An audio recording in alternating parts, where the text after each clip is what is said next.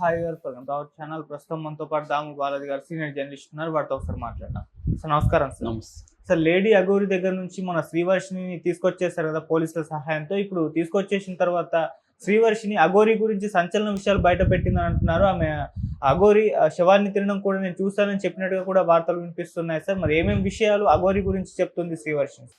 శ్రీవర్షిని అఘోరి వీళ్ళిద్దరి బ్రేకప్ ఇప్పుడు 4 రోజుల నుంచి వార్తల్లో ఉంది.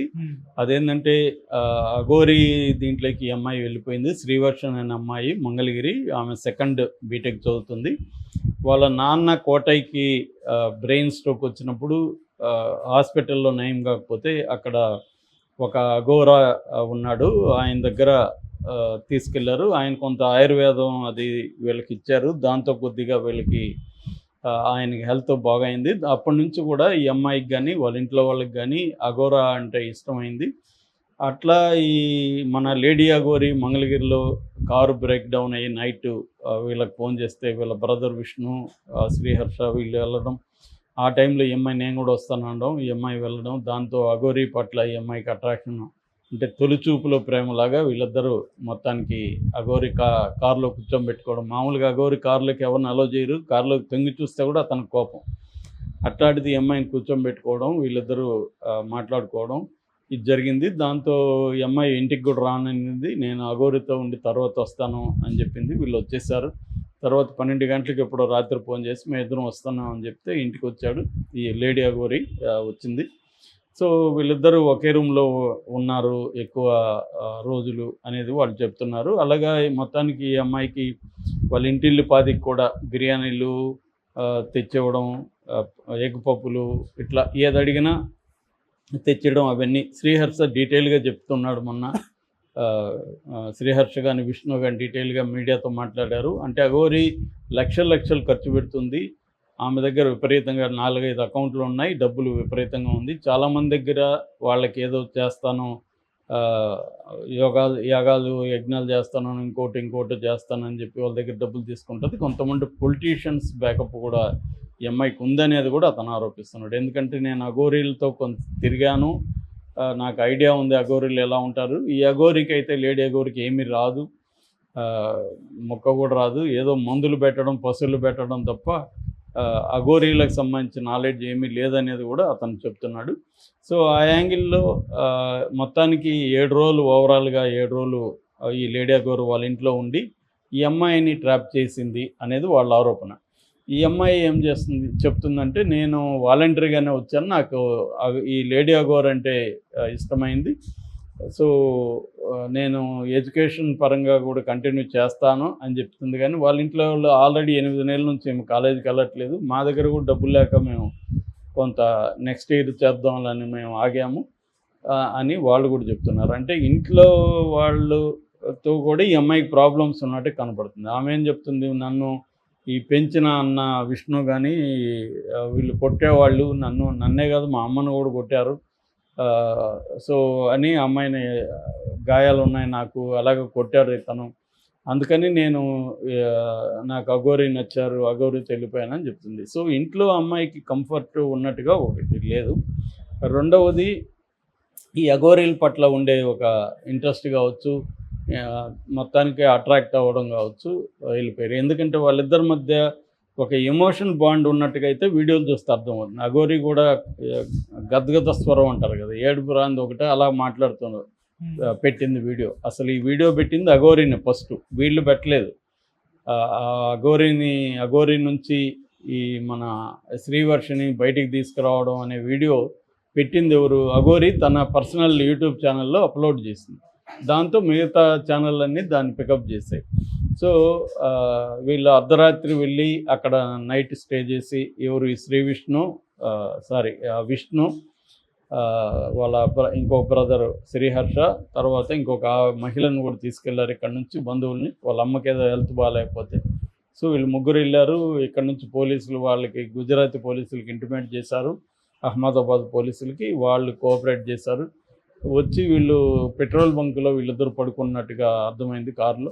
వీళ్ళు వెళ్ళి కారులో ఇది చేస్తే ఫస్ట్ తీయలేదు, దాని తర్వాత హర్ష గొంతు వినబడినాక తీశారు. తీసిన తర్వాత అతను సోలం తీశాడు పొడవడానికి. ఈ లోపల పోలీసులు రాడ్లు తీసుకెళ్లారు. వాళ్ళు కూడా రాడ్లు తీసేసరికి సైలెంట్ అయ్యారని చెప్తున్నారు. దాని తర్వాత అక్కడి నుంచి ఇంటర్వ్యూలు ఇవ్వడం మొదలుపెట్టారు. ఎవరు శ్రీహర్ష కానీ, విష్ణు కానీ, ఈ అమ్మాయి ముగ్గురు కూడా ఇంటర్వ్యూలు ఛానల్కి లైవ్లు ఇవ్వడం మొదలుపెట్టారు.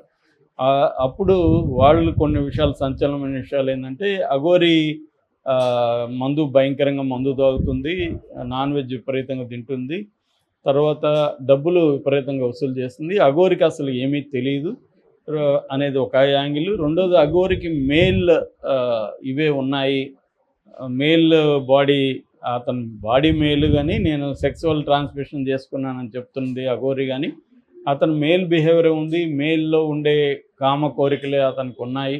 అందుకని మా పట్ల ఇప్పుడు కూడా అతను మిస్బిహేవ్ చేయలేదు, కానీ మా అమ్మాయి పట్ల మిస్బిహేవ్ చేశాడు. మా అమ్మాయిని అయితే ట్రాప్ చేసుకున్నాడు. మా అమ్మాయి పట్ల అతనికి అలాంటి కోరికలు ఏదో ఉన్నాయి అనేది వాళ్ళు చెప్తున్నారు. సో అఘోరి ఏం చెప్తుందంటే, తనయ్యి వచ్చింది, దీక్ష తీర్చుకోవడానికి వచ్చింది, ఎవరు వచ్చినా నేను కాదనను, అది వాళ్ళ ఇష్టము, వాలంటరీగా వస్తే నేను ఇది చేస్తాను, అమ్మాయిలు మాత్రమే, అలాగా 11 మంది ఉన్నారని చెప్తున్నారు. సో నేను ఆల్రెడీ దీని మీద చేసాను. ఇప్పుడు ఆ అమ్మాయి ఏం చెప్తుందంటే, నేను మళ్ళీ వెళ్ళిపోతాను అఘోరి దగ్గరికి, నేను ఇక్కడ ఉండను అనేది కూడా చెప్తుంది. వీళ్ళు బలవంతంగా తీసుకొస్తున్నారు అనేది కూడా చెప్తుంది. కానీ పోలీసులకి వీళ్ళు ఏం చెప్పారంటే, మా అమ్మాయిని అతను మ్యానిపులేట్ చేశాడు, మాయమాటలు చెప్పి తీసుకెళ్ళాడు అనేది పోలీసులతో కంప్లైంట్ చేయించి వీళ్ళు పోలీసుల దగ్గర తీసుకొచ్చారు. ఇప్పుడు కూడా అమ్మాయికి కౌన్సిలింగ్ ఇవ్వడం, ఒక సైకాట్రిస్ట్ దగ్గర ఈ అమ్మాయిని ఎవాల్యుయేట్ చేయడం, అంటే ఈ అమ్మాయి మానసికంగా ఆరోగ్యంగా ఉందా లేదా, ఎందుకంటే ఆ అమ్మాయి కూడా వీళ్ళని గిచ్చడం అవన్నీ చేసిందని చెప్తున్నారు. సో మేబీ ఫ్రస్ట్రేషన్ ఉండొచ్చు, ఎందుకంటే అమ్మాయికి ఒక అడ్వెంచర్గా అనిపించి ఉండొచ్చు ఈ లేడీ అఘోరితో పోవడం, ఎక్కడంటే అక్కడ తిరగడం, ఒక అటెన్షను. ఎందుకంటే వాళ్ళ బ్రదర్ ఏం చెప్తున్నారంటే, మా అమ్మాయిని అక్కడ అందరూ గుర్తుపడుతున్నారు, బీటెక్ అఘోరి అని పేరు పెట్టారు వాళ్ళు నార్త్ ఇండియాలో, బీటెక్ అఘోరి వచ్చిందని అంటున్నారు. సో ఈ అటెన్షన్ అంతా అమ్మాయికి ఒక హై ఇవ్వచ్చు, అటెన్షన్ కావచ్చు, ఒక అడ్వెంచర్ కావచ్చు, ఎందుకంటే తను తిప్పుతున్నాడు దేశవ్యాప్తంగా. సో రెండోది బీర్లు, బిర్యానీ అన్నీ ఉంటున్నాయి, మంచి కాస్ట్యూమ్ కూడా ఆమె ఇచ్చినట్టుగా అర్థమవుతుంది మనకి, స్లీవ్లెస్ అవి వేసుకొని ఉంది. సో ఇది ఒక అడ్వెంచరస్. ఈ అమ్మాయికి ఏంది ఇక్కడ బోరింగు, డిగ్రీ ఏమో ఆల్రెడీ కాలేజీకి వెళ్ళట్లేదు, ఇంట్లో పేదరికం, ఇంట్లో పెద్ద ఫ్రీడమ్ లేదు, వీటన్నిటికీ ఆమె బ్రేక్ వచ్చినట్టుగా మనకు అర్థమవుతుంది. అందుకని ఆ అమ్మాయి ఈ లైఫ్ని ఇష్టపడుతుంది, నేను వెళ్ళిపోతానని చెప్తుంది. అఘోరి కూడా చాలా ఎమోషనల్గా ఇన్వాల్వ్ అయినట్టు కనబడుతుంది లేడీ అఘోరి కూడా. కాబట్టి నాకు తెలిసి మళ్ళీ వెళ్ళిపోయే అవకాశం ఉంది. ఈ క్రమంలో ఏంటంటే కొన్ని ఛానళ్ళు ఈ లేడీ అఘోరి గురించి అనేక విషయాల్ని అడిగారు ఈ అమ్మాయిని. అందులో ఒకటేమంటే, శవం తింటారంట కదా, ఈ లేడీ అఘోరి శవం తినడం నువ్వు చూసావా అని. దానికి ఆమె డైరెక్ట్గా ఆన్సర్ ఇవ్వకుండా, అఘోరీలు శవం తినడాన్ని నేను చూశాను, అక్కడ సారనాథ్లోనే ఎక్కడో సోమనాథ్లో అఘోరీలు శవాలు తినడం, కొద్దిగా శవాన్ని పీక్కు తినడం నేను చూశాను అని చెప్పింది. అంటే మరి ఇతను అవన్నీ చూపించడానికి కూడా తీసుకెళ్ళాడా ఈ లేడీ అఘోరి తినలేదా అనేది కరెక్ట్గా తెలియదు. మామూలుగా అఘోరీలు వాళ్ళని ఏమంటారంటే కాపాలికలు అని పిలుస్తారు. వాళ్ళు మిడివల్ సెంచురీలో ప్రముఖంగా వచ్చారనమాట. బాబా కెనారామ్ అని వీళ్ళ గురువు. వీళ్ళకున్న ఫిలాసఫీ ఏంటంటే, బేసిక్గా అద్వైత ఫిలాసఫీని వీళ్ళు ఎక్స్ట్రీమ్గా ఫాలో అవుతారు. అద్వైతం ఏం చెప్తుంది, ఈ మనకు కనబడే ప్రపంచం అంతా కూడా అంటే జీవము, జగత్తు, ఈశ్వరుడు, జగదీశ్వరులు మిథ్య, పరమాత్మ ఒకటే రియల్ అని చెప్తుంది. పరమాత్మ అంటే సూపర్ కాన్షియస్నెస్, దేవుడని కాదు, దేవుడు కూడా లేడని చెప్తుంది అద్వైతం. జీవుడు, జగత్తు, ఈశ్వరుడు, అంటే జీవుడు, జగత్తు, ఈశ్వరుడు, దేవుడు, మూడు కూడా మిథ్యే అని ఇల్యూజన్ అనేది అద్వైతం చెప్తుంది. అందుకని వీళ్ళకి అన్ని పదార్థాలు ఒకటైనప్పుడు శవం అయితే ఏంటి, ఇంకోటి అయితే ఏంటి, కూరగాయలు అయితే ఏంటి, వంకాయ అయితే ఏంటి, డెడ్ బాడీ అయితే ఏంటి, రెండు ఒకటే వాళ్ళ దృష్టిలో. ఎందుకంటే ఆ రెండు కూడా మిథ్య. కాబట్టి వాళ్ళు వాళ్ళకి ప్రాక్టీస్ కోసం ఏం చేస్తారంటే, అందులో శవం అంతా మొత్తం తినేస్తారని కాదు, ఫ్రై చేసుకొని వండుకొని తింటారని కాదు, శవంలో కొంత భాగాన్ని వీళ్ళు టేస్ట్ చేస్తారు. అంటే ఏదైనా ఒకటే మాకని, ఏ పదార్థమైనా మాకు పదార్థమే అని వాళ్ళు ఆచరించడం కోసం వాళ్ళు చేస్తారు. అట్లాగే కాపాలికలు అనే పేరు ఎందుకు వచ్చింది, కపాలంనే వాళ్ళు భిక్షాపాత్రగా చేసుకొని కపాలంలోనే భోంచేస్తారు. అంటే ఈ ప్రాక్టీస్ కోసం వాళ్ళు అఘోరాలు చేస్తారు. కానీ ఈ అఘోరా, ఈ మన లేడీ అఘోరి నిజమైన అఘోరి కాదు కాబట్టి ఇవన్నీ చేస్తుందని నేను అనుకోవట్లేదు. కాకపోతే కొంత డ్రామా చేస్తుంది, కానీ వాళ్ళ అఘోరీలాగా ఉంటే అసలుకి ఈ గొడవంతా ఉండదుగా, ఎక్కడో ఉండాలి. ఈ ఛానళ్ళ ముందు మాట్లాడడం ఏంటి, యూట్యూబ్ ఛానల్ అఘోరి పెట్టింది నేను ఫస్ట్ టైం చూస్తున్నా.